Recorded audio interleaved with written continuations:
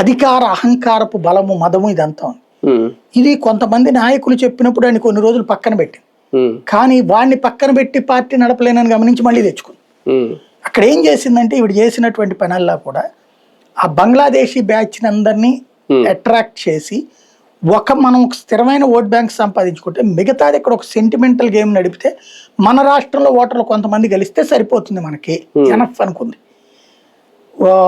ఈవిడ లెక్క ఏంటంటే ఒక్కసారి బంగ్లాదేశ్ ఇది బెంగాల్ అధికార సరళ గమనిస్తే మనం వాళ్ళు ఎక్కువ కాలం మనసులో పెట్టుకుంటారు, దశాబ్దాల తరబడి పరిపాలన ఇస్తారు వాళ్ళు, పద్దాక మార్చలా ఎప్పుడు కూడా బెంగాల్. అది గుర్తుపెట్టుకోవాలి.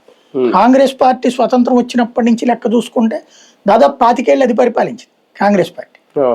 తర్వాత చేసినటువంటి తప్పు ఏంటయ్యా అంటే అక్కడ కొన్ని అరాచకాలు చేయడానికి కమ్యూనిస్టులని కొట్టించినటువంటి పనులు చేసింది కాంగ్రెస్ పార్టీ. కమ్యూనిస్టులు తర్వాత ఇక ఉండటానికి వీల్లేదు అన్నటువంటి రూట్లో ఒక ప్రయత్నం చేసినప్పుడు అది వికటించి కమ్యూనిస్టులు అధికారంలోకి వచ్చారు. కమ్యూనిస్టులు అధికారంలోకి వచ్చాక దాదాపు 30-35 ఏళ్ళు వాళ్లే పవర్లో ఉన్నారు. వాళ్ళ టైంలో ఇక కాంగ్రెస్ను తుడిచేశారు. కమ్యూనిస్టులు తొడవాలనుకున్న కాంగ్రెస్ని వాళ్ళు తుడిచారు. కమ్యూనిస్టులు ఈ తుడిచే క్రమంలో కాంగ్రెస్ నాయకులైన మమతా బెనర్జీని కూడా తుడిచారు. అప్పుడు ఆవిడ కాంగ్రెస్ అధిష్టానానికి మనం తిరగబడదామంటే సహకరించకపోయేటప్పటికీ